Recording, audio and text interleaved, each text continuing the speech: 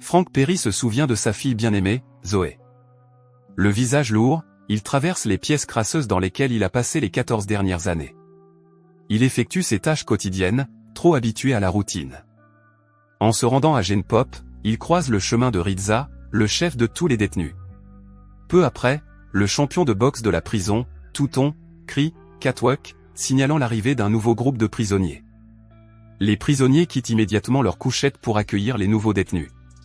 Conformément à la tradition, les détenus crient et se moquent des hommes à moitié nus qui traversent la foule grandissante.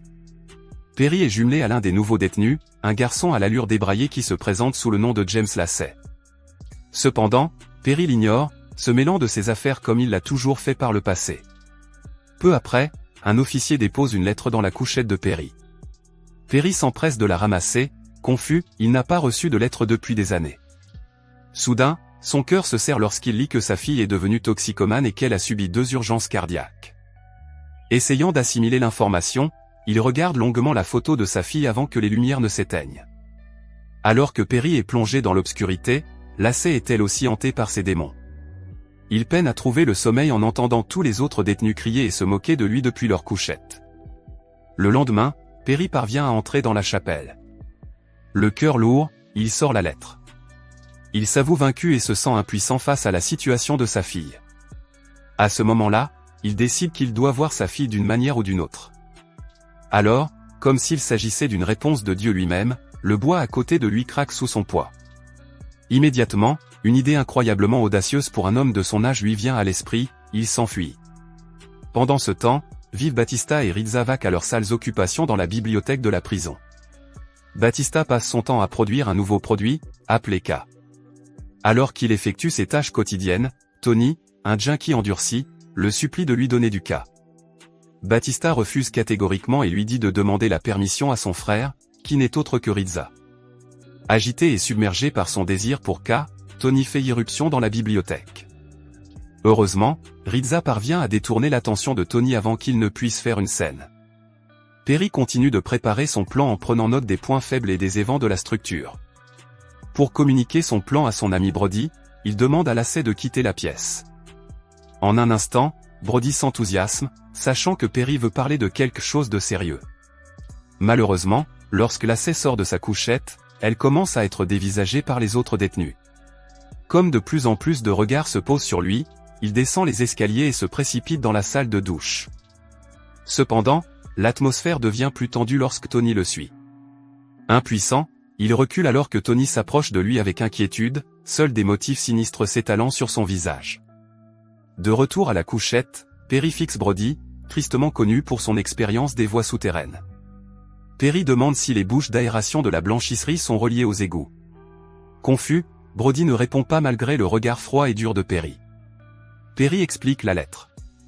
Il dit calmement à Brody qu'il doit la voir à tout prix pour arranger les choses avec elle. Malgré sa désapprobation du plan de Perry, Brody confirme que les conduits mènent aux égouts. Le regard inquiet, Brody dit à Perry qu'il y aura des barrières d'acier. Perry explique qu'il va recruter Lenny Drake, un ancien boxeur qui a l'habitude de franchir les murs les plus résistants. Incapable de comprendre la folie de ce plan, Brody se dispute avec lui et s'en va. C'est alors que Lacey revient, la chemise déchirée et le visage bouleversé. Échappant à l'horrible emprise de Tony, il grimpe dans son lit. Le lendemain, Perry aborde Drake à la salle de sport. Malgré l'attitude peu amicale du boxeur, Perry lui parle de son plan en toute décontraction. Faisant de son mieux pour ne pas paraître suspect devant les agents, il explique pourquoi il a besoin de Drake pour son plan. Mais Drake refuse l'offre. Bluffé, Perry l'incite une dernière fois à être un homme libre et s'en va. Après mûre réflexion, Drake cède et rejoint le gang. En quelques jours, Perry, Brody et Drake organisent leur plan en jouant au domino.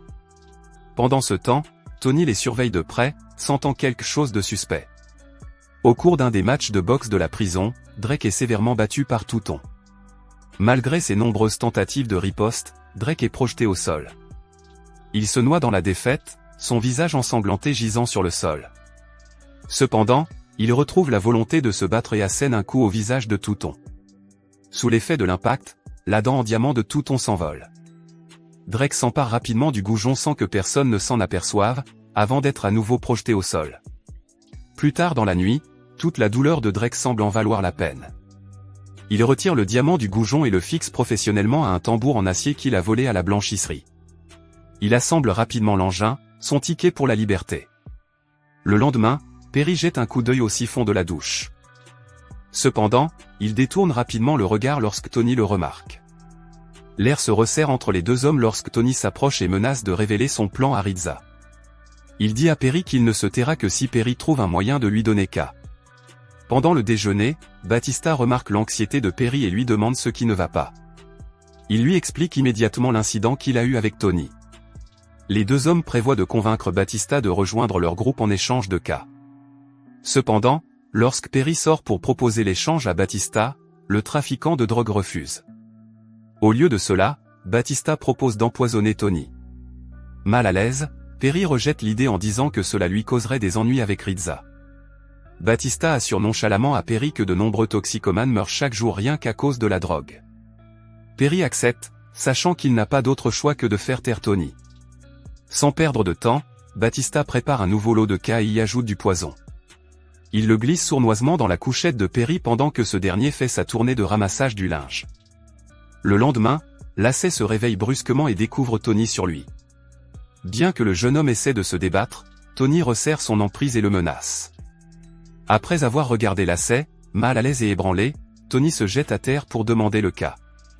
Avant que Perry ne puisse le sortir, Sick, l'acolyte de Perry, entre dans la pièce pour tester le cas.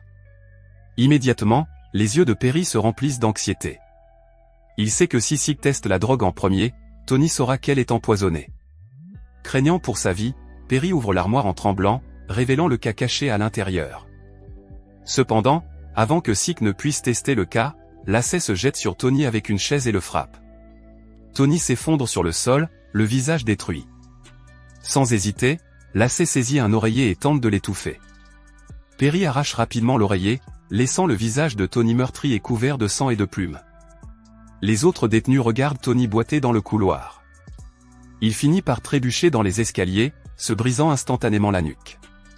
Rizza est immédiatement informé de la situation lorsque l'alarme se déclenche. Sans perdre une seconde, Perry barre la porte et essuie le sang sur le sol. Alors que les alarmes continuent de retentir, un bruit de pas entoure la couchette depuis l'extérieur. Après que Lacey a été mise à l'isolement, Perry et son groupe discutent de l'opportunité de laisser Lacey. Perry refuse fermement de laisser Lacey à la merci de Rizza. Cependant, il est convaincu lorsque le reste du groupe décide de quitter Lacey. En un instant, Perry se sent mal à l'aise. Il recule de terreur lorsque la présence de Rizza envahit la pièce. Essayant de rester calme, il offre une cigarette à Rizza. Rizza lui répond calmement qu'il n'aime pas fumer en sa présence. Perry a des frissons dans le dos et s'empresse d'éteindre le cigare. Alors que Perry évite le contact visuel, le calme de Rizza se transforme en colère.